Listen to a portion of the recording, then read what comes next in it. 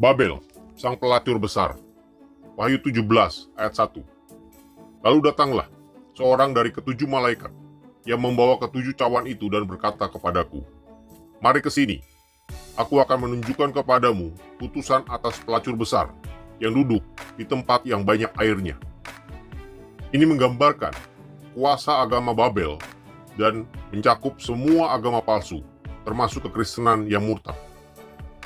Dalam Alkitab, apabila kata pelacuran dan perzinaan dipakai secara kiasan, itu biasanya menunjuk kepada kemurtadan agama dan ketidaksetiaan kepada Tuhan, dan menandakan suatu umat yang mengaku melayani Tuhan, sedangkan dalam kenyataannya menyembah dan melayani ilah-ilah lain. Perhatikanlah perbedaan tajam antara pelacur besar itu dengan pengantin perempuan anak domba. Pelacur itu tunduk kepada iblis. Pengantin perempuan itu tunduk kepada Kristus. Iblis memberi pakaian kepada yang satu. Tuhan memberi pakaian kepada yang lain. Kematian kekal menjadi bagian dari pelacur itu. Kemuliaan kekal menjadi pahala bagi pengantin perempuan itu. Berkenaan dengan agama yang sesat ini, satu, pelacur itu akan menolak Injil Kristus dan rasul-rasul, kuasa kesalehan, dan doktrin-doktrin dasar kekristenan.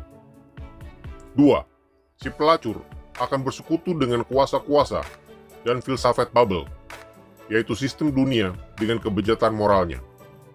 Kuasa agama dan politik akan bergabung untuk mengambil kekuasaan rohani atas bangsa-bangsa. Tiga, para pemimpinnya akan menganiaya pengikut-pengikut Kristus yang sejati.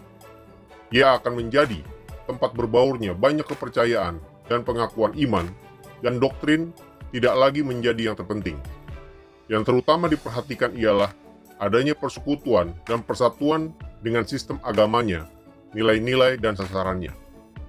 Ia akan menjadi suatu tempat kediaman roh-roh jahat dan tempat bersembunyi semua roh najis. 4. Semua orang percaya yang sejati diperintahkan untuk pergi daripadanya, atau mereka akan dihukum bersamanya. 5. Tuhan akan menyebabkan antikristus membinasakan pelacur itu.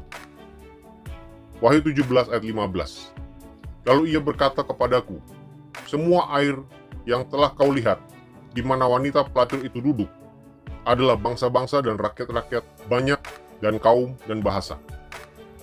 Pelacur yang duduk di atas air itu menandakan bahwa akan terbentuk suatu sistem agama yang bersifat okumene, universal, dan murtad pada bagian pertama dari masa kesengsaraan itu. Sistem ini akan diganti dengan agama antikristus ketika ia memperoleh kuasa politik yang besar. Berhati-hatilah terhadap penyesatan dunia saat ini dari agama-agama bersifat Babel sang pelacur, yang lebih mengutamakan kemanusiaan daripada ketuhanan dan materialisme daripada spiritualisme. Segala sesuatu yang tidak berporoskan dan bermuara kepada Yesus Kristus bukanlah jalan kebenaran dan tidak menuju kepada kehidupan selain kehancuran. Marilah kita jadikan Yesus Kristus sebagai satu-satunya Tuhan yang patut disembah. Semoga Tuhan Yesus memberkati.